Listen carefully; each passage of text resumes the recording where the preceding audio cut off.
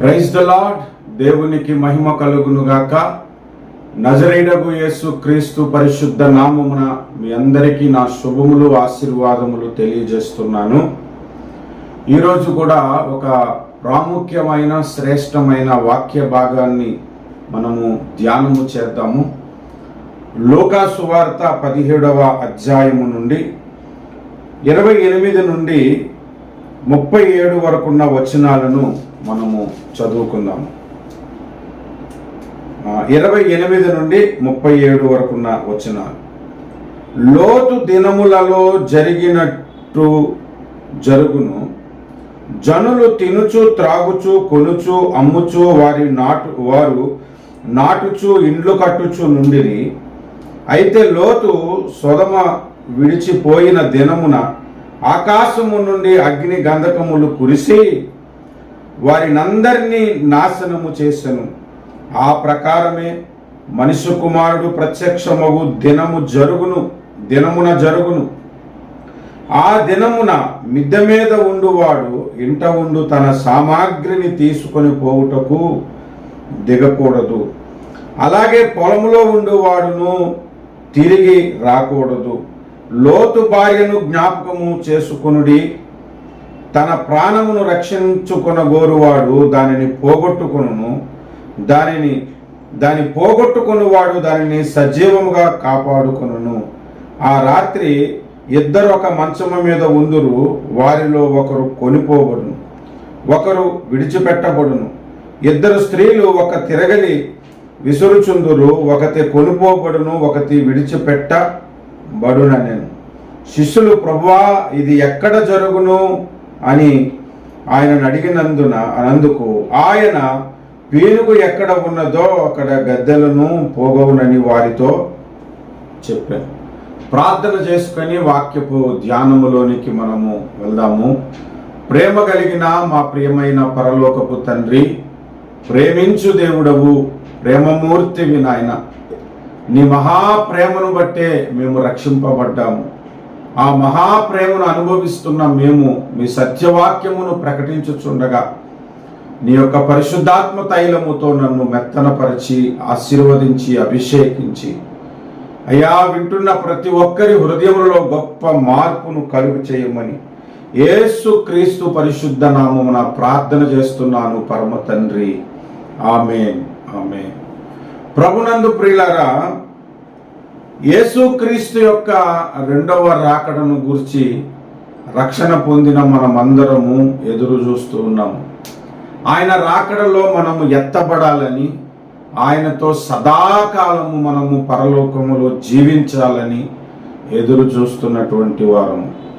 అయితే ఆయన రాకడ సమయానికి మనము ఎత్తబడాలి అంటే, నరకము నుండి మనము తప్పింపబడాలి అనంటే, లోతును గూర్చి కొన్ని విషయాలను మనము ధ్యానం చేయాలి.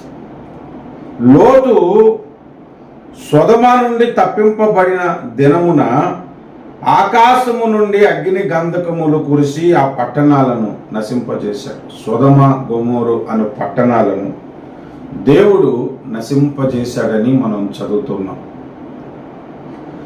దేవునికి ఎంత కోపము రాకపోతే ఆ పట్టణాలను అగ్ని చేత కాల్చాడు. ఒకసారి సూసైడ్ చేసుకున్న వాళ్ళ కొరకు కొన్ని పరిశోధనలు చేశారంట. ఆ పరిశోధనలు ఏంటంటే, ఉరేసుకొని చచ్చిపోయే పద్ధతి ఒకటి ఉంది, విషం తాగి చచ్చిపోయే పద్ధతి ఒకటి ఉంది, నరాన్ని కోసుకొని చచ్చిపోయే పద్ధతి ఒకటి ఉంది, ఇంకొకటి కిరోసిన్ పోసుకొని కూడా చచ్చిపోతారు. ఒక ప్రొఫెసర్ సూసైడ్ చేసుకున్న వాళ్ళ మీద కాస్త ఇన్వెస్టిగేషన్ చేసి, వాళ్ళ మీద పరిశోధన చేసి, సైకాలజికల్గా వారి గురించి అబ్జర్వ్ చేసి చెప్పిన మాట ఏంటంటే, ఎవరైనా అగ్నికి తన శరీరాన్ని కాల్చుకొని చచ్చిపోదాము అని అనుకున్నారనంటే, వాళ్ళు బ్రతుకు మీద ఎంతో విరక్తి కలిగితే తప్ప, ఎంతో డిస్టర్బ్ అయితే తప్ప అట్లాంటి నిర్ణయం తీసుకోలేరట. అలాగే ఇక్కడ మనం ఆలోచిస్తే, దేవుడు అగ్ని చేత ఈ పట్టణాలను కాల్చాలి అని అనుకున్నాడనంటే, దేవునికి ఎంత కోపము తెప్పించిందో ఆ పట్టణం ఆలోచించండి. ఇటీవల కాలంలో అమెరికాలో లాస్ ఏంజల్ అనే ప్రాంతము, ఆ సిటీ మొత్తము అగ్నికి కాలిపోయిందంటే దేవునికి తెలియకుంటుంటుందా? ఒక పిట్ట నేల రాలుట దేవునికి తెలుసు, మన తలవరెంటుగా ఒకటి నేల రాలుట దేవునికి తెలుసు. అలాంటిది ఒక సిటీ మొత్తం కాలిపోయిందంటే దేవునికి తెలీదా? మరి అగ్నికి కాలిపోయేంత పనిష్మెంట్ ఎలా వచ్చింది? దేవుడికి అంత కోపం వచ్చిందంటే అక్కడ ఎటువంటి పాపము జరిగిందో, ఎటువంటి బాధ కలిగిందో దేవునికి ఆ పట్టణం మీద, ఎటువంటి కోపం, అంత కోపము దేవునికి ఆ పట్టణం మీద వచ్చిందంటే మనం ఆలోచన చేయాలి. ఎక్కడ కూడా సొదొమ గొమొర్రా పట్టణాలు కాలిపోవడానికి కారణం ఏమిటో మనం ఆలోచిస్తే ఆ పట్టణము ఎంతటి భయంకరమైన పాపములో దిగజారిపోయిందో ఒక 2 వచనాలు ఆ పట్టణమును గూర్చి ఆదికాండం నుండి చదువుతాను, మీరు వినండి. ఆదికాండము 19వ అధ్యాయము, ఆదికాండము 19వ అధ్యాయములో 4వ వచనం చూడండి. వారు పండుకొనక మునుపు ఆ పట్టణస్థులు అనగా సొదొమ మనుషులు, బాలురును, వృద్ధులను, ప్రజలందరూ నలుదిక్కుల నుండి కూడి వచ్చి ఆ ఇల్లు చుట్టివేసి లోతును పిలిచి, ఈ రాత్రి నీ యొద్దకు వచ్చిన మనుషులు ఎక్కడా? మేము వారిని కూడినట్లు మా యొద్దకు వారిని వెలుపలకు తీసుకొని రమ్మని అతనితో చెప్పగా, యోబు ఇంటికి దేవదూతలు వచ్చారు. చెప్పాలంటే దేవుడే దిగొచ్చారు. అయితే అక్కడ ఉన్న వారికి వారి సాధారణ మనుషుల్లాగా, వేరే దేశపు వ్యక్తులలాగా కనబడుతున్నారు. కొత్త వ్యక్తులు కనబడేసరికి బాలురును, వృద్ధులను, ప్రజలందరూ అన్నాడు. అంటే బాలురు, వృద్ధులు, యవ్వనస్తులు, ప్రజలందరూ అంటే స్త్రీలు, పురుషులు అందరూ వచ్చి, నీ దగ్గరకు వచ్చిన మనుషులు ఎక్కడ? వారిని మేము కూడినట్లు వారిని బయటికి తీసుకురా అంటున్నారంటే వాళ్ళు ఎటువంటి పాపమో చూడండి. బాలురేంటి, వృద్ధులేంటి? అసలు ఒక బాలుడు తప్పు చేస్తే వృద్ధుడు ఉన్నాడు అనుకోండి, వయసులో పెద్ద ఆయన ఉన్నాడు అనుకో, భయపడతారు. అలాంటిది భయము విడిచిన పట్టణముగా కనబడుతుంది, వ్యభిచారములో కూరుకుపోయిన పట్టణముగా కనబడుతుంది.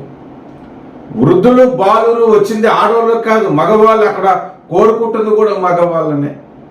ఇక అక్కడ జరుగుతున్న వ్యభిచారము ఎంత అసహ్యమైనదంటే, మనుషులమైన మనకే చాలా అసహ్యం పుడితే పరిశుద్ధుడైన దేవుడికి ఇంకెంత అసహ్యం పుట్టి ఉంటుందో ఆ పట్టణం మీద.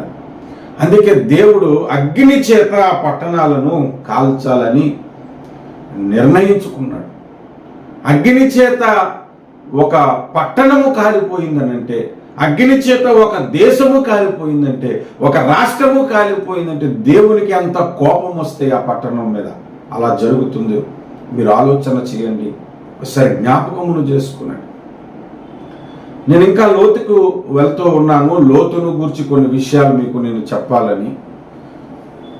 ఈ సొదొమ గొమొర్రా పట్టణాలు అగ్నికి కాలిపోయినట్లుగానే రీసెంట్గా లాస్ ఏంజెలస్ పట్టణము అగ్నికి కాలిపోయినట్లుగానే అసలు ప్రపంచమంతా కూడా అగ్నికి కాలిపోబోతుందని బైబిల్ మనకి తెలియజేస్తూ ఉన్నది.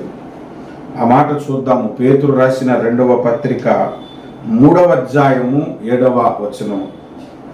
అయితే ఇప్పుడున్న ఆకాశమును భూమియు భక్తిహీనుల తీర్పును నాశనమును జరుగు దినము వరకు అగ్ని కొరకు నిలువ చేయబడినదై అది వాక్యము వలన భద్రము చేయబడి ఉన్నది.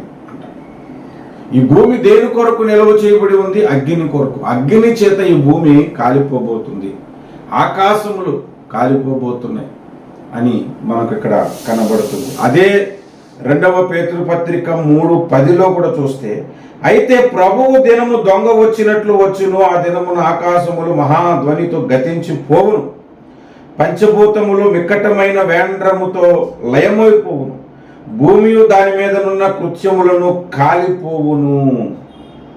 ఇంకా ఇవన్నీ ఇట్లు లయమైపోవును గనుక ఆకాశములు రగులుకొని లయమైపోవునట్టు, పంచభూతములు మహావేంద్రముతో కరిగిపోవునట్టు దేవుని దినము రాకడ కొరకు కనిపెట్టుచు. చూడండి ఆ మాటలు. ఈ భూమి అంతా కూడా ఒకరోజు అగ్నికి కాలిపోబోతుంది. లాస్ ఏంజెల్ మాత్రమే కాదు, సొదొమ గొమొర్రా పట్టణాలు ఆ దినంలో కాలిపోయినట్లే కాదు, అసలు భూమే కాలిపోబోతుంది. ఇంక ఇంతకంటే భయంకరమైనది ఏంటంటే, ఆత్మలను కాల్చే అగ్ని ఉన్నది.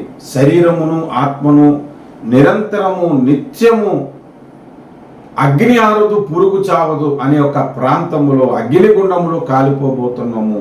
రక్షణ పొందని వారందరూ కూడా, సృష్టికర్తని ఎరగని వారందరూ కూడా ఆ భయంకరమైన అగ్నిగుండమును తప్పింపబడాలి అని అంటే, ఆ భయంకరమైన అగ్నిగుండము నుంచి మనము తప్పింపబడాలంటే మనకు ఒక దృష్టాంతముగా ఆదికాండం 19వ అధ్యాయములో సొదొమ గొమొర పట్టణాలను చూపించాడు.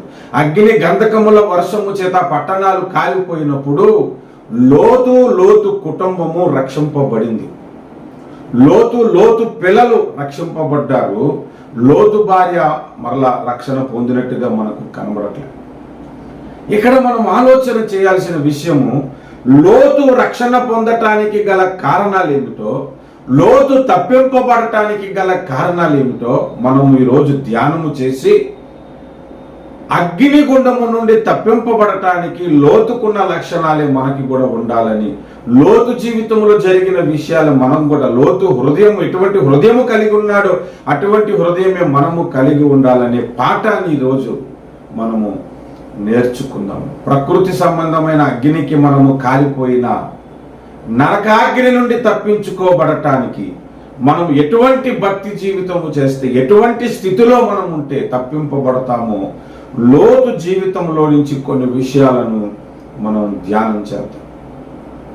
లోతు ఆ అగ్నిగుండము నుండి తప్పింపబడటానికి ప్రథమ కారణము, మొదటి కారణము ఏమిటి అనంటే, పేతురు రాసిన 2వ పత్రిక 2వ అధ్యాయములో మనము చూడగలుగుతాము. చూడండి, 2వ పత్రిక 2వ అధ్యాయము 7వ వచనములో, దుర్మార్గుల కామ వికారయుక్తమైన నడవడి చేత బహు బాధపడిన నీతిమంతుడగు లోతును తప్పించెను. నీతిమంతుడగు లోతును తప్పించెను. ఆ మాట మీరు చూడండి, లోతు నీతిమంతుడు అని కనబడుతుంది. అతడు తప్పించబడటానికి గల కారణము నీతిమంతుడు.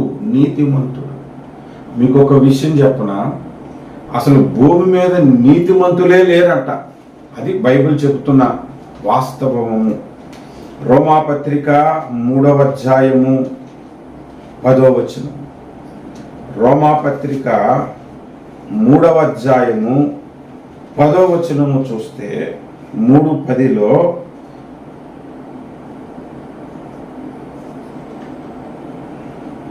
ఇందును గూర్చి వ్రాయబడినదేమనగా నీతిమంతుడు లేడు, ఒక్కడును లేడు అని కనబడుతుంది. నీతిమంతుడు లేడు, ఒక్కడును కూడా లేడు అంట. మరి అసలు నీతిమంతులే లేకపోతే ఇక తప్పింపబడేవారు ఎవరుంటారు అని అంటే, సొదొమ గొమొర పట్టణాల్లో ఎవడు నీతిమంతుడు లేడు, లోతు కుటుంబము తప్ప. మరి వాళ్ళు ఎలాగైతే నీతిమంతులుగా ఉన్నారు అనంటే, ఇప్పుడు కూడా ఈ లోకంలో నీతిమంతులైన వారు ఎవరు అనేది మనం ఆలోచన చేస్తే, యేసు రక్తమునందలి విశ్వాసము కలిగిన వాళ్ళు, ఆయన రక్తము చేత కడగబడిన వాడు నీతిమంతుడని బైబిల్ మనకి చెబుతుంది. రోమీలకు రాసిన పత్రిక 3వ అధ్యాయం 26వ వచనము, క్రీస్తు యేసు రక్తమునందలి విశ్వాసము ద్వారా ఆయనను కరుణాధారముగా బయలుపరచెను. దేవుడు అప్పటి కాలమందు తన నీతిని కనపరచు నిమిత్తము తాను నీతిమంతుడును యేసునందు విశ్వాసము గల వారిని నీతిమంతులుగా తీర్చువాడై ఉండుటకు ఆయన అలాగూ చేసెను. అది చూడండి, యేసు రక్తము వలన నీతిమంతులమవుతున్నాం. ఆనాడు లోతు నీతిమంతుడు, మనము నీతిమంతులుగా ఉండాలి అంటే యేసు రక్తమును మనము ఆశ్రయించాలి. యేసు రక్తము చేత మనము కడగబడాలి. ఎప్పుడైతే యేసు రక్తము చేత కడగబడి ఆయనను గుర్తించి, నా కొరకు, నా పాపముల కొరకు ఆయన సిలువలో మరణించడని ఆయన రక్తాన్ని నీవు ఆశ్రయించి ఎప్పుడు నీవు నీతిమంతుడిగా మారుతావో అప్పుడు నీవు రక్షింపబడటానికి ఒక ప్రధానమైన మెట్టు నీకు దొరుకుతుంది.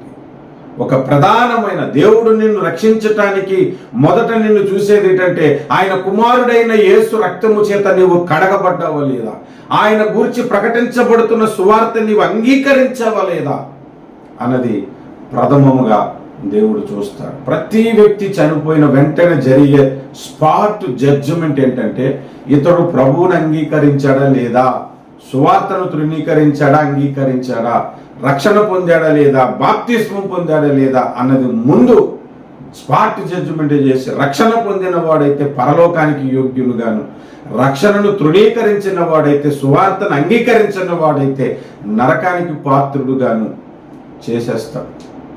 కనుక సొదొమ గొమొర్రా పట్టణాల్లో లోతు రక్షింపబడడానికి మొదటి కారణం అతడు నీతిమంతుడు. రాబోతున్న అగ్ని గుండము నుండి మనము తప్పించబడాలి అంటే, నరకాగ్ని నుండి మనము తప్పించబడాలి అని అంటే మనము కూడా నీతిమంతులమై ఉండాలి. ఆ నీతి మనకు ఎలా వస్తుందంటే యేసు రక్తము చేత కడగబడుట వలన వచ్చుచున్నదని కనబడుతుంది. రోమీయులకు రాసిన పత్రిక 4వ అధ్యాయము 6-7 వచనాలు. భక్తిహీనుని పనిచేయు వానికి జీతము రుణమే గాని దానమని ఎంచబడదు. పని చేయక భక్తిహీనుని నీతిమంతునిగా తీర్చువాని యందు విశ్వాసం ఉంచువానికి వాని విశ్వాసము నీతిగా ఎంచబడును. ఆ ప్రకారమే క్రియలు లేకుండా దేవుడు ఎవరిని నీతిమంతుడిగా ఎంచునో ఆ మనుషుడు ధన్యుడని దావీదు కూడా చెప్పుచున్నాడు. ఏలయనగా తన అతిక్రమములను పరిహారము నొందినవాడు, తన పాపమునకు ప్రాయచిత్తము నొందినవాడు ధన్యుడు. ప్రభువు చేత నిర్దోషి అని ఎంచబడినవాడు ధన్యుడు. ఈ ధన్యవచనము అని మాట్లాడుతూ ఉన్నాడు పౌలు. చూడండి, ఎవరైతే యేసు రక్తము చేత కడగబడతారో వాళ్ళే నీతిమంతులు. నీతిమంతుడు ఎవరంటే తన అతిక్రమముల నుండి విడుదల పొందాలి, తన పాపముల నుండి విడుదల పొందినవాడు నీతిమంతుడు. మన పాపముల కొరకు రక్తము కార్చిన యేసు ప్రభువుని మనము ఆశ్రయించుట వలన నీతిమంతులమవుతాం.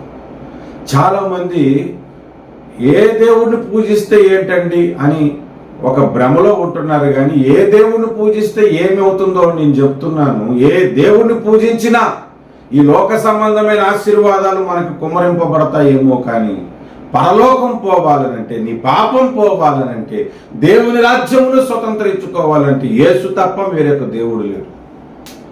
యేసు క్రీస్తు రక్తము వలన తప్ప, ఆయన నామం వలన తప్ప రక్షణ మరి ఏ నామమున కలుగదు. కాబట్టి యేసు క్రీస్తుని గురించి మేము ప్రకటిస్తూ ఉన్నాము. కాబట్టి యేసు క్రీస్తునందు విశ్వాసం ఉంచని మేము ప్రకటిస్తూ ఉన్నాము. ఎవరైతే యేసునందు విశ్వాసం ఉంచుతారో వారిని దేవుడు నీతిమంతులుగా తీర్చి తన రక్షణను కనపరచు దేవుడు, తన రక్షణను కనపరచు దేవుడు.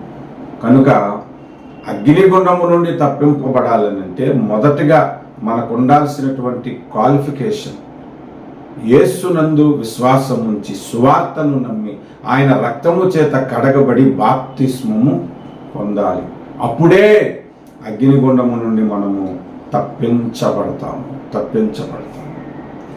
రెండవది, లోతు రక్షణ పొందటానికి ఒక కారణము, లోతు ప్రమేయము లేకుండా లోతు రక్షణ పొందటానికి ఒక కారణం నేను బైబిల్లోంచి చెబుతాను, దయచేసి చూడండి. ఆదికాండము 18వ అధ్యాయము 20వ వచనము నుండి 33వ వచనము వరకు అబ్రహాము నీతిమంతుల కొరకు మొరపెట్టాడు. దేవుడు అబ్రహాముకు చెప్పాడు, సొదొమ గొమొర్రా పట్టణాలను అగ్ని గంధకముల చేత నేను నాశనం చేయబోతున్నానని చెప్పాడు. చెప్పగానే అబ్రహాము మోకరించి దేవుని దగ్గర ఏమని బ్రతిమలాడాడో తెలుసా? ప్రభువా, ఆ పట్టణంలో 50 మంది నీతిమంతులు ఉంటే ఆ నీతిమంతుల నిమిత్తం ఆ పట్టణాన్ని విడిచిపెట్టవా అని అన్నాడు. ఉంటే విడిచిపెట్టేస్తానన్నాడు ప్రభు. అంటే 50 మంది లేరనే కదా అర్థము. అందుకనే అబ్రహాము మరలా ప్రార్థించాడు, ఒకవేళ 40 మంది ఉంటే అని అన్నాడు. 40 మంది ఉన్న పట్టణాన్ని నేను విడిచిపెట్టేస్తానన్నాడు దేవుడు. 40 మంది కూడా లేరేమో అని 30 మందికి ప్రార్థన చేశాడు. 30 మంది నీతిమంతులు లేరు. 20 మంది గురించి ప్రార్థించాడు, 20 మంది నీతిమంతులు లేరు. 10 మంది నీతిమంతుల కొరకు ప్రార్థించాడు, 10 మంది నీతిమంతులు లేరు. అప్పుడు అబ్రహాం ఇంకా విడిచిపెట్టేశాడు. 10 మంది కూడా లేకపోతే ఇంకా ఆ పట్టణము కాలిపోవటమే మంచిదని అబ్రహాం అనుకున్నాడేమో, మరి విడిచిపెట్టేశాడు. కానీ అబ్రహాము ప్రార్థన నిష్ఫలమైపోలేదండి. అబ్రహాము ప్రార్థనను దేవుడు జ్ఞాపకం చేసుకున్నాడు, నీతిమంతుడైన లోతును జ్ఞాపకం చేసుకున్నాడు. లోతునే కాదు, నీతి మార్గంలో పెంచాడు తన కుమార్తెలను. తన భార్య కూడా నీతిగానే బ్రతికింది. ఆ కుటుంబం అంతటిని కూడా దేవుడు రక్షించాలనుకొని ముగ్గురుగా వచ్చిన దైవ త్రిత్వము అందులో ఇద్దరుగా లోతు ఇంటికి వెళ్ళినట్లుగా, దేవదూతల రూపమున వెళ్ళినట్లుగా మనకి కనపడుతుంది. ఇప్పుడు లోతు సొదొమ గొమొర్రా పట్టణాల నుండి తప్పింపబడటానికి కారణము రెండవది ఏంటో తెలుసా? అతని కొరకు చేయబడిన విజ్ఞాపన. నీవు నేను కూడా మనం రక్షణ పొందాము. రక్షణ పొందవలసిన వారి కొరకు మొర్రపెట్టుట మనలను రక్షిస్తుంది, వారిని కూడా రక్షిస్తుంది. రక్షణలోనికి అనేకులను నడిపించబడటానికి మనము స్వార్థ పక్షముగా విజ్ఞాపన చేయటం నేర్చుకోవాలి. ఆత్మల రక్షణ కొరకు ప్రార్థన చేయటం నేర్చుకోవాలి. కీర్తన 2:8 అడుగుము, జనములను నీకు స్వాస్థ్యముగా ఇస్తానన్నాడు దేవుడు. ఆ వాగ్దానమును మనం స్వతంత్రించుకుంటూ అనుదినము ప్రార్థన చేయాలి. ఇంకొక వచనం చూద్దాం. కొరింథీయులకు రాసిన 2వ పత్రిక 13వ అధ్యాయము 7వ వచనం చూస్తే, మీరు ఏ దుష్కార్యమైనను చేయకుండా వలెనని దేవుని ప్రార్థించుచున్నాము. మేము యోగ్యులమైనట్లు కనబడవలనని కాదు గాని మేము భ్రష్టులమైనట్లు కనబడినను మీరు మేలైనదే చేయవలనని ప్రార్థించుచున్నాము. మేము సత్యమునకు విరోధంగా ఏమీ చేయనెరము గాని సత్యము నిమిత్తమే సమస్తమును చేయుచున్నాము అంటున్నాడు. పౌలు ఏమని ప్రార్థన చేస్తున్నాడు అని అంటే, ఏ దుష్కార్యము మీరు చేయకూడదని ప్రార్థిస్తున్నాడు. అంటే నీతిగా బ్రతకాలని ప్రార్థిస్తున్నాడు. ఎందుకు? రక్షణ పొందాలని. ప్రార్థన ఇతరులు రక్షణ పొందే విధముగా మనం ప్రార్థన చేయాలి. అబ్రహాం ప్రార్థన చేశాడు, నీతిమంతులను రక్షించమని. ప్రభువా, నీ రక్తము చేత కడగబడిన నీ ప్రజలు నీ రాకడ సమయంలో వారు ఎత్తపడాలి తండ్రి అని మనం ప్రార్థించాలి. ఎఫెసీ పత్రిక 6వ అధ్యాయంలో పరిశుద్ధులందరి నిమిత్తం ప్రార్థించమని బైబిల్ చెప్తుంది కదా. మరి పరిశుద్ధులు రక్షణ పొందినట్లు ప్రార్థన చేస్తున్నామా మనం? ఆలోచించండి, కనికరపడండి. ప్రార్థనలో దేశం కొరకు ప్రార్థించండి, రాష్ట్రాల కొరకు ప్రార్థించండి, ఆత్మల రక్షణ కొరకు ప్రార్థించండి. మన ప్రార్థన కొన్ని వేల మందిని, లక్షల మందిని, కోట్ల మందిని రక్షణలోనికి నడిపిస్తుంది. అబ్రహాం ఒక్కసారిగా చేసిన ప్రార్థన, దేవుడి దగ్గర మోకరెళ్ళి మొర్రపెట్టిన ఆ మొర్ర దేవుడు ఆలకించి లోతు పిల్లలను, లోతు కుటుంబాన్ని రక్షణలోనికి నడిపించాడు, తప్పించాడు అగ్నిగుండము నుండి. లోతు రక్షణ పొందటానికి గల కారణము విజ్ఞాపన ప్రార్థన అతని కొరకు చేయబడింది. కనుక మనము కూడా మన కొరకు ప్రార్థించే వారిని సంపాదించుకుందాము. మనము ఇతరుల కొరకు ప్రార్థన చేద్దాము, ప్రార్థన చేయాలి. నేనైతే నా లైఫ్లో కొంతమంది కొరకు ప్రార్థన చేయటానికి పూనుకొని, కొన్ని కుటుంబాలను గుర్తుపెట్టుకొని అనుదినము వారి కొరకు ప్రార్థన చేయటానికి, ఎవ్రీ ఫ్రైడే వారి కొరకు మొర్రపెట్టడానికి, విజ్ఞాపన చేయటానికి స్థిరపరచుకున్నాను నా హృదయాన్ని. మనము కూడా ప్రార్థన చేయాలి రక్షణ పొందాలంటే. లోతు రక్షణ పొందటానికి రెండవ కారణము అతని కొరకు చేయబడిన విజ్ఞాపన ప్రార్థన. మూడవ కారణం చూస్తే లోతు పరిశుద్ధుడు. మనము దీనికి వచనాన్ని ఎత్తుక్కో అవసరం లేదు. సొదొమ గొమొర్రా పట్టణము కంప్లీట్గా పాపములో కూరుకుపోయింది కదా. అలాంటి పాపములో కూరుకుపోయిన ఆ పట్టణములో లోతు ఎటువంటి వ్యభిచారములోని పడిపోలేదే. లోతే కాదు, లోతు పిల్లలు కూడా ఎటువంటి వ్యభిచారములో ఆ సమయానికి పడిపోలేదే. అతని భార్య కూడా పాపములో పడిపోలేదే. లోతు ఆ దుర్మార్గుల కామ వికార పనులను పుట్టి అనుదినము తన హృదయమును నొచ్చుకున్నాడు తప్ప ఆ పాపముకు కమిట్ అయిపోలేదే. అంటే అర్థం ఏమిటి? ఎంత పరిశుద్ధుడో చూడండి. తన పిల్లల గురించి ఆయన ఏమని సాక్ష్యం చెప్తుండంటే, పురుషుని ఎరుగని కుమార్తెలు నాకు కలరు అని అంటున్నాడు. అంటే వారి పిల్లలను కూడా పవిత్రంగా ఎంతగా పెంచాడో మీరు ఆలోచన చేయండి. మొత్తంగా మనం ఆలోచిస్తే లోతు పరిశుద్ధుడు, నీతిమంతులం అయిపోయాము కాబట్టి పరలోకం స్వతంత్రించుకోవస్తామని ధీమాతో ఉండకండి. యేసు రాకడ వరకు నీ పరిశుద్ధతను నీవు కాపాడుకోవాలి. నీవు పవిత్రుడుగానే బ్రతకాలి. పరిశుద్ధత లేకుండా ఎవడును ప్రభువుని చూడడు అని హెబ్రీ పత్రిక 12:14 రాయబడి ఉంది. పరిశుద్ధత కలిగి మనము జీవించాలి. హల్లెలూయా, హల్లెలూయా. పరిశుద్ధత లేకపోవటం వలన మనము నరకపాత్రులమైపోయే ప్రమాదం ఉన్నది. నరకపాత్రులమైపోయే ప్రమాదం. ఎంతో మంది రక్షణ పొందినప్పటికీ పరిశుద్ధతను కోల్పోయి పాపములో చిక్కుపోయి ఆ పాపము నుండి విడుదల పొందలేక నానావస్థలు పడి ఆ పాపముతోనే నశించిపోయి నరకపాత్రులైపోయారు, నరకానికి పోయారు. కనుక బ్రతికినంత కాలము సాధ్యమైనంత వరకు పరిశుద్ధముగా ఉండటానికి నీకు తెలిసిన సర్కంటెన్స్లో నువ్వు ప్రయత్నించు. నీకు తెలిసిన వాక్య జ్ఞానముతో నీవు పరిశుద్ధంగా ఉండటానికి ప్రయత్నించు. ఆ పరిశుద్ధతను కాపాడుకోవటానికి ప్రయత్నించు. ఎటువంటి పాపము నిన్ను ఏలనివ్వకుండా కాపాడుకో. ఎటువంటి పాపములో నీవు దిగజారిపోకుండా కాపాడుకో. జాగ్రత్త పడు. బైబిల్ చెబుతున్న మాట, పరిశుద్ధత లేకుండా ఎవరునూ ప్రభువుని చూడడు. లోతు పరిశుద్ధముగా జీవించాడు. లోతు ఆ అగ్ని గంధకముల వర్షము నుండి తప్పింపబడటానికి 3వ కారణం పరిశుద్ధత. మొదట నీతిమంతుడు, రెండవది ఆయన కొరకు విజ్ఞాపన చేయబడింది, మూడవది పరిశుద్ధత.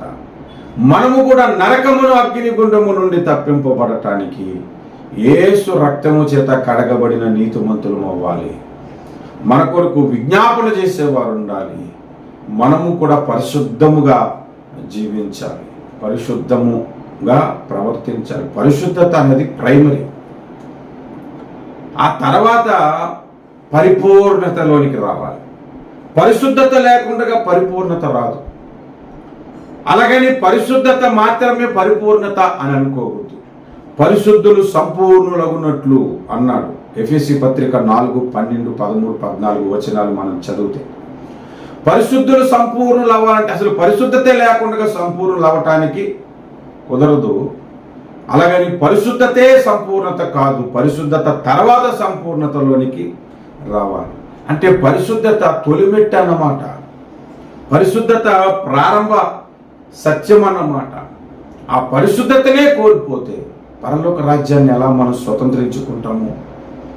కనుక లోతు తన పరిశుద్ధతను కాపాడుకున్నాడు. మనము కూడా పరిశుద్ధతను కాపాడుకోవాలి.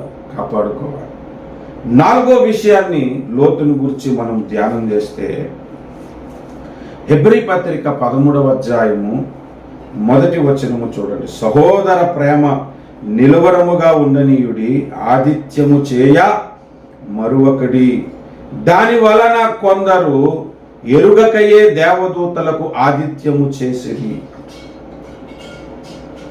ఆదిత్యము చేయుట వలన కూడా మనము నరకాగ్నిని తప్పించుకుంటాం. అంటే ఆదిత్యం ఒకటి చేస్తే సరిపోతుందండి, నీతిమంతుడు అవసరం లేదని కాదు. నేను 1 by 1 వివరించుకుంటూ వస్తున్నాను. ఆదిత్యము వలన మనం తప్పింపబడటం ఏంటి? అసలు ఆదిత్యమును గూర్చి దేవుడు ఏం చెప్తున్నాడు మనకి? ఒకసారి బైబిల్లో నుంచి 2 వచనాలను మనం చూద్దాము.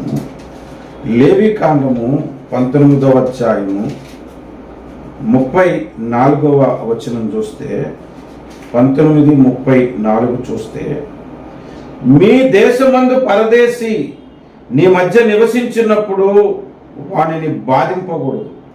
మీ మధ్య నివసించు పరదేశి మీలో పుట్టిన వాని వలె ఎంచవలెను, నిన్ను వలె వారిని ప్రేమింపవలెను. ఐగుప్తు దేశములో మీరు పరదేశులై ఉంటిరి, నేను మీ దేవుడినైనా యెహోవాను.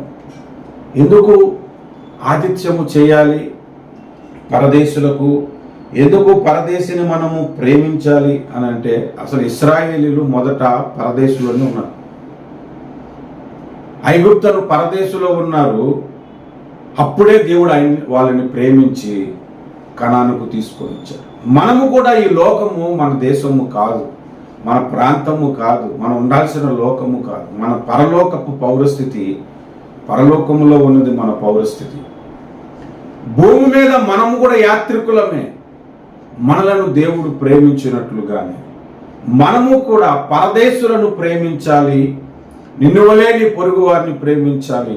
రెండవది, వారికి ఆతిథ్యము చేయాలి అని అన్నాడు. తెలియకయే ఆతిథ్యము చేసి బట్టి దేవదూతలకు ఆతిథ్యము చేశాడంట లోతు కూడా. అందుకే అతడు తప్పించబడ్డాడు.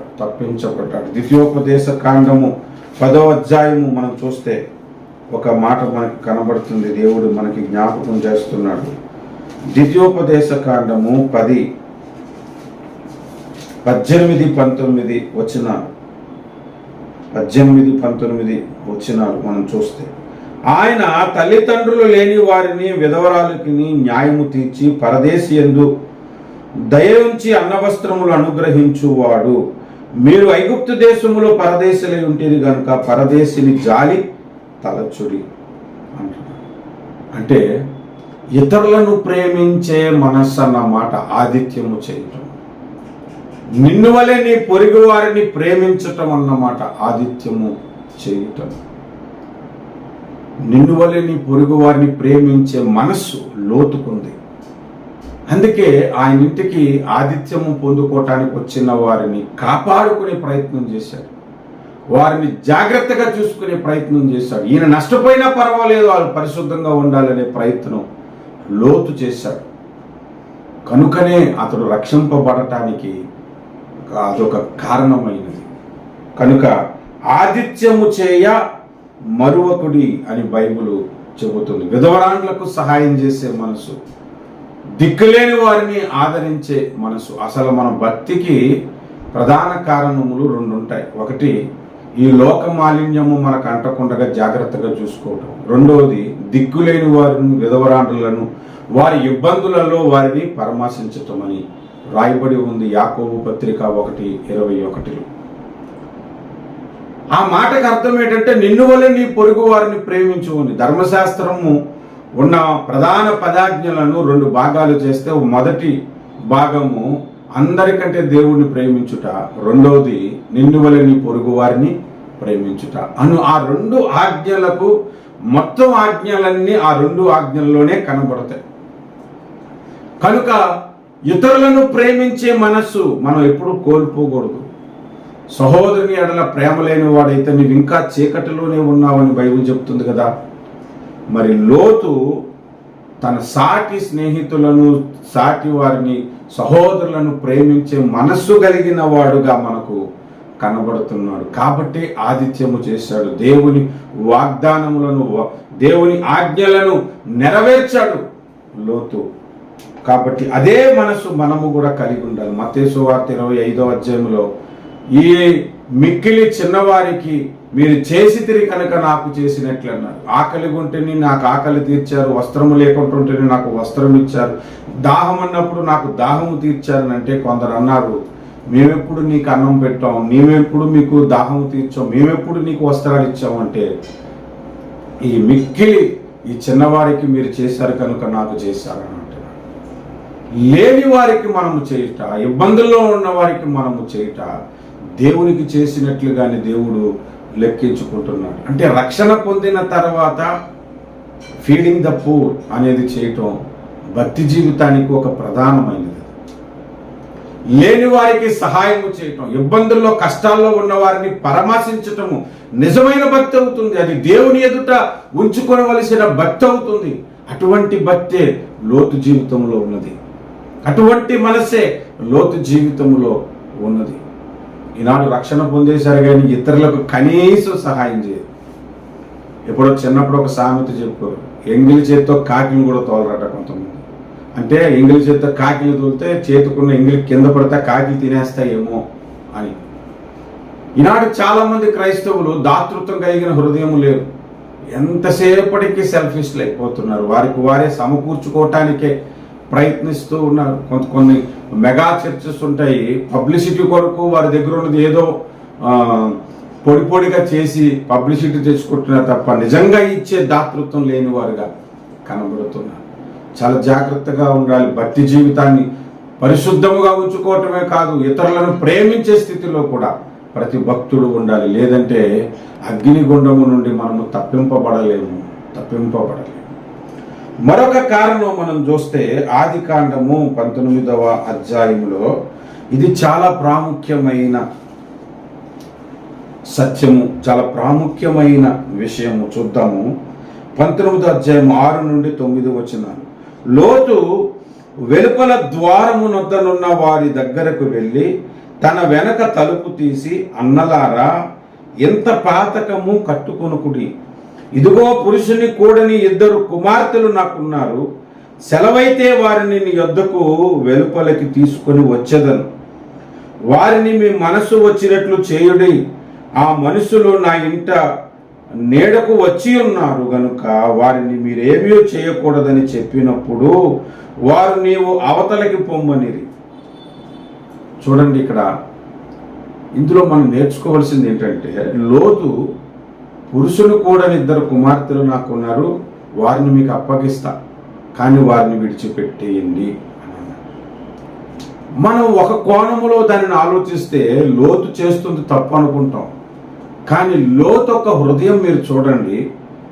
తన యొద్దకు వచ్చిన మనుషులు నశించిపోకూడదు, పాపములో పడిపోకూడదు అనే తపన. ఈ మనస్సు క్రైస్తవుల్లో చాలా మందికి ఉండదు. ఈ మనస్సు ఎవరితో తెలుసండి? క్రీస్తు యేసుకు కలిగిన మనస్సు ఇది. ఎవరన్నా తన సొంత పిల్లలు నరకాగ్నికి వెళ్ళిపోవాలని కోరుకుంటారా? పాపంలో పడిపోవాలని కోరుకుంటారా? మరి లోతు కోరుకోవటం ఏంటి? ఆలోచించండి. లోతు ఎందుకో ఆ విధంగా ఆలోచన చేశాడు? యేసు ప్రభు కూడా మన కొరకు ఈ లోకములోని పాపమును ఆయన భరించాడు. లోక పాపమును ఆయన నెత్తునేసుకున్నాడు. మన పాపములు ఆయన నెత్తునేసుకున్నాడు. అది క్రీస్తు మనస్సు కాదా? ఇటువంటి మనసే అపోస్తుడైన పౌలుకి ఉన్నది.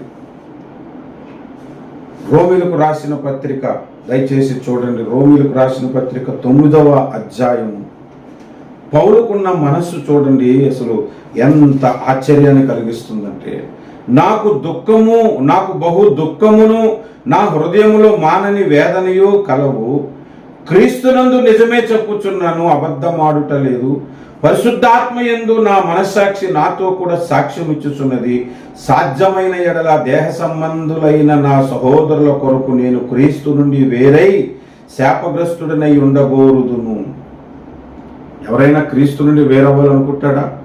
బైబిల్ ఏం చెప్తుంది? క్రీస్తునందున్న మృతులు ధన్యులు అనుంది. క్రీస్తునందుండి చనిపోతే పరలోకానికి వెళ్ళిపోతాం. క్రీస్తునందున్న వారు గొప్ప ఆశీర్వాదములకు పాత్రుడు. ఈయన క్రీస్తు నుండి వేరైపోవాలనుకుంటున్నాడంట. దేని కొరకు? ఏ కారణం చేత అనంటే తన సహోదరుల రక్షణ నిమిత్తము సాధ్యమైతే అని అన్నాడు. అంటే అది సాధ్యపడదు. సాధ్యమైతే ఆయన మనసు అలాగుందంటే, నేను నరకానికి పోయినా పర్లేదు, వాళ్ళు నరకానికి పోకూడదు అనే మనసు అన్నమాట. యేసు ప్రభు పరిశుద్ధుడండి. అందరి పాపాలు భరించడానికి ఇష్టపడ్డాడు. దేవుడి నుంచి వేరవటానికి ఇష్టపడ్డాడు. దేవుని మహిమను విడిచిపెట్టి రావటానికి ఇష్టపడ్డాడు.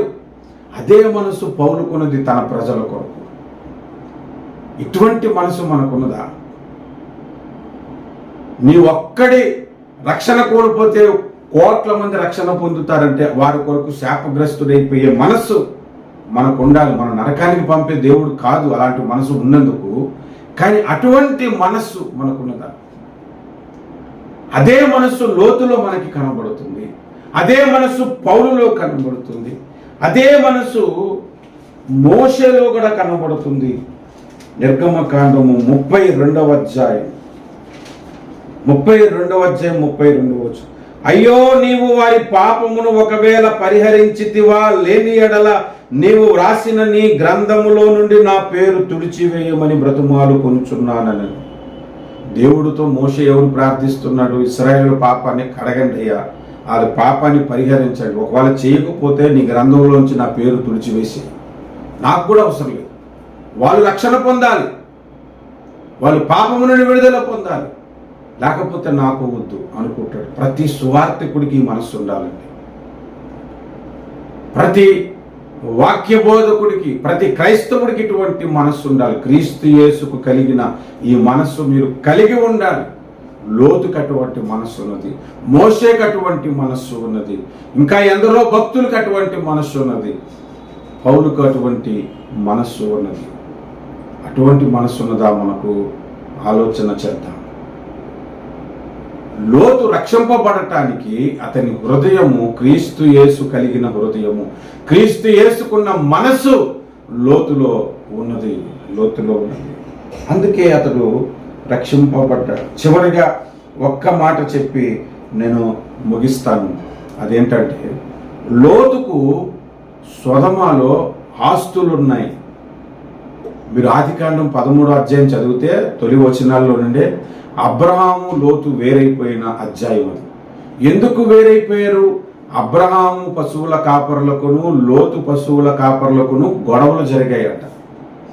ఎందుకు గొడవలు జరిగాయనంటే, వారు కలిసి నివసించలేనంత విస్తారమైన ధనము వారికి ఉన్నది, ఆస్తులున్నాయి. అంటే లోతుకి ఆస్తులున్నాయా లేదా చూడండి.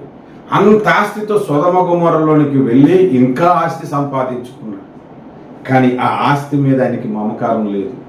దానికి ప్రధాన కారణం ఏంటంటే, ఆ ఆస్తుల కొరకు వెనక్కి తిరిగి చూసింది, కానీ తన భార్య అతడు మాత్రం వెనక్కి తిరిగి చూడలేదు. అయ్యా, మేము ఇక్కడి నుంచి తప్పించబడుతాం, నేను సంపాదించుకున్న ఆస్తి అంతా మరి సొదొమలో కాలి బూడిదైపోతుందే అని ఆస్తి కొరకు ఏమాత్రం ఆలోచించని వ్యక్తి, అంటే ధన సంపద మీద ఆశ లేని వ్యక్తిగా బ్రతికాడన్నమాట. ధనము చాలా భయంకరమైనదండి, నరకానికి తీసుకొని పోతుంది అది చివరికి. ధనము నాశించే కొందరు విశ్వాసములో నుండి తొలగిపోయి తమ్మును తామే పొడుచుకొని చచ్చారని బైబిల్ చెబుతుంది. ఈనాడు చాలా మంది క్రైస్తవులు ఆశీర్వాదం అంటేనే ధనం అనుకుంటున్నారు, ఆ ధనము కొరకే భక్తి అనుకుంటున్నారు, ఆ ధనము కొరకే ఉపవాస ప్రార్థనలు అనుకుంటున్నారు, ఆ ధనము కొరకే సేవ అనుకుంటున్నారు, ఆ ధనము సంపాదన కొరకే సేవలు వృద్ధి చెందాలనుకుంటున్నారు తప్ప ధనమును జయించే మనస్సు లేదు, ధనాపేక్షను చంపుకునే ఆలోచన లేదు. లోతుకి అటువంటి మనస్సు కలిగిన వాడు. అందుకే ఆ అగ్ని గంధకముల వర్షము నుండి తప్పింపబడ్డాడు. రాబోతున్న ఆ అగ్ని గుండము నుండి, నరకాగ్ని నుండి మనము తప్పింపబడాలి అంటే ఈ ప్రధానమైన ఈ క్వాలిఫికేషన్స్ అన్ని కూడా మన దగ్గర ఉన్నాయి. లోతుకున్న అనుభవాలు మన బ్రతుకులో ఉండాలి. అప్పుడే మనము దీవించబడతాము, ఆశీర్వదించబడతాము, దేవుని రాజ్యమును స్వతంత్రించుకుంటాము, అగ్నిగుండము నుండి తప్పింపబడతాము. ఈ భూమి కూడా అగ్నికి కాచుకొని ఉంది, ఆ అగ్ని నుండి కూడా మనము తప్పింపబడతాము. దేవుడు ఈ లోతును గూర్చి మనకి ఇచ్చిన ఈ హెచ్చరికలను బట్టి ప్రభువుని స్తుతిస్తూ నా వాక్య పరిచర్యను ముగిస్తున్నాను. రండి ప్రార్థన చేసుకుందాము. ప్రేమ కలిగిన మా ప్రియ పరలోకపు తండ్రి, లోతు వలె మేము కూడా మీ రక్తము చేత కడగబడిన నీతిమంతులుగా ఉండటానికి సహాయం చేయండి. మా కొరకు ప్రార్థించే వారిని మేము ఇతరుల కొరకు ప్రార్థించేవారుగా మమ్మలను చేయండి. అయ్యా, పరిశుద్ధముగా ఉండే కృప మాకు అనుగ్రహించండి నాయన. నిన్ను వలె నీ పొరుగు వారిని ప్రేమించే తత్వము అయ్యా నాయన మాకు దయచేయండి తండ్రి. అయ్యా, మా ఎడల కనికరము చూపి సహాయము చేసి ప్రభువా ప్రార్థించే కృపలో మమ్మలను బలపరచుము తండ్రి. అయ్యా, మీకు కలిగిన మనసు మేము కలిగి ఉండే కృప మాకు దయచేయండి. ఈ లోకాశల మీద, ధనం మీద ఆశను చంపుకునే కృప మాకు దయచేయండి వేడుకుంటున్నాను. కనికరించండి.